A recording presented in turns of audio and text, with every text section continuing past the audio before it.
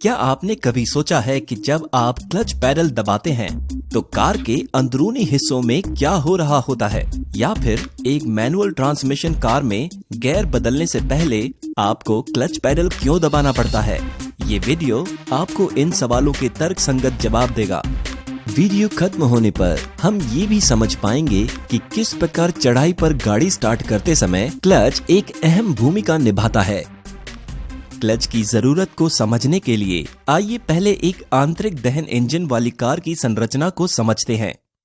आंतरिक दहन इंजनों का टॉर्क बैंड बहुत सीमित होता है और इस कारण से पहियों की गति को कुशलतापूर्वक बदलने के लिए आंतरिक दहन इंजन वाली कार में ट्रांसमिशन प्रणाली की जरूरत होती है। ट्रांसमिशन का प्रयोग ये सुनिश्चित करता है कि इंजन अपनी इष्टतम आरपीएम रेंज में काम करे और ये ड्राइविंग परिस्थितियों के अनुरूप गियर बदलकर पहियों की गति को नियंत्रित करने में मदद करता है। एक मैनुअल ट्रांसमिशन कार में गियर बदलना आसान काम नहीं है।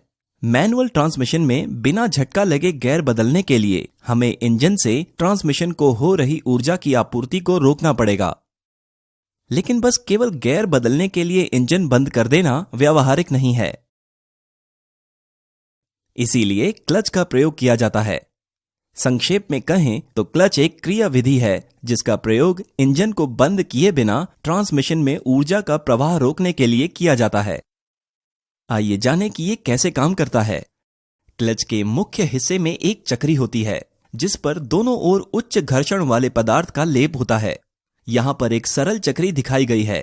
ये चक्री फ्लाई व्हील पर लगी होती है। अगर क्लच की चक्री पर कोई बाहरी दबाव पड़ता है तो घर्षण के कारण चक्री भी फ्लाई व्हील के साथ घूमेगी। ट्रांसमिशन का निवेशी कूपक इस चक्री से जुड़ा होता है ताकि जब चक्री पर बाहरी बल लगाया जाए तो इंजन की ऊर्जा ट्रांसमिशन प्रणाली में पहुंच जाए। ये बाहरी बल एक दाब प्लेट स्प्रिंग प्रणाली द्वारा लगाया जाता है जिसका आवरण फ्लाई व्हील के साथ मजबूती से जुड़ा होता है। तो दाब प्लेट क्लच की चक्री को मजबूती से दबाती है और ट्रांसमिशन प्रणाली में इंजन की ऊर्जा पहुंच जाती है। लेकिन ये सब कुछ तब होता है जब सामान्य तरीके की ड्राइविंग की जा रही हो। तो फिर क्लच की सहायता से ऊर्जा वियोजन कैसे काम करता है? वियोजन के उद्देश्य से दाब प्लेट के संयोजन में एक विशेष कमानी या स्प्रिंग लगाई जाती है। इस स्प्रिंग को डायफ्राम स्प्रिंग कहते हैं। डायफ्राम स्प्रिंग को बेहतर तरीके से समझने के लिए मान लेते हैं। डायफ्राम स्प्रिंग की गति वृत्त के चारों ओर निश्चित है। इस स्थिति में अगर आप स्प्रिंग का केंद्रीय हिस्सा दबाएंगे जैसा कि यहां दिखाया गया है तो इसका बाहरी हिस्सा इसके ठीक विपरीत दिशा में घूमेगा। डायफ्राम स्प्रिंग दाब प्लेट और आवरण के बीच में लगी होती है। इस व्यवस्था को बेहतर तरीके से समझने के लिए आइए इस संयोजन का दूसरा भाग देखते हैं।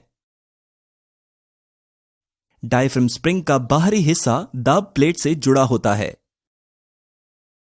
इसका मतलब है कि यदि आप आंतरिक हिस्से को दबाएंगे जैसा कि यहां दिखाया गया है तो दाब चक्री घर्षण चक्री से दूर हट जाएगी।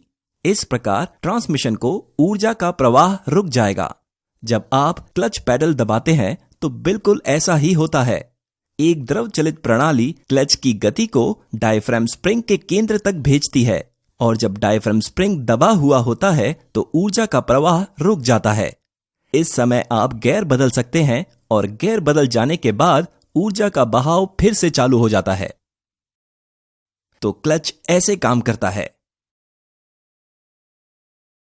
एक वास्तविक क्लच में आप एक कुंडली कमानी देख सकते हैं। इस कमानी का क्या काम है? इनका प्रयोग इंजन शक्ति से पैदा होने वाले उतार चढ़ाव और कंपन को सुगम बनाने के लिए किया जाता है। ये तो स्पष्ट है कि केंद्र और चक्री आपस में सीधे जुड़े हुए नहीं होते हैं। इंजन शक्ति पहले चक्री तक पहुंचती है, फिर स्प्रिंग में अंतरित होती है और अंत में निर्गम केंद्र तक जाती है। इसका मतलब ये हुआ कि स्प्रिंग इंजन से पैदा हुए ऊर्जा प्रवाह के ज्यादातर उतार चढ़ाव को खत्म कर देती है और वाहन की गति और अधिक सुगम हो जाती है।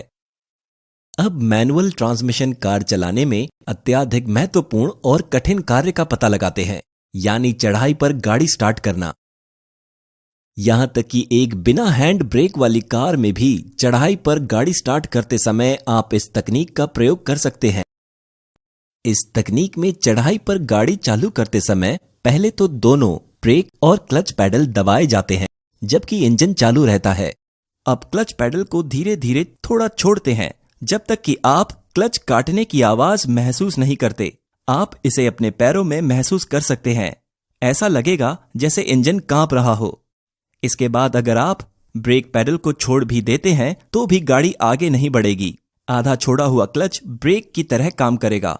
अब आप गैस पैडल दबा सकते हैं और गाड़ी आगे बढ़ने लगेगी।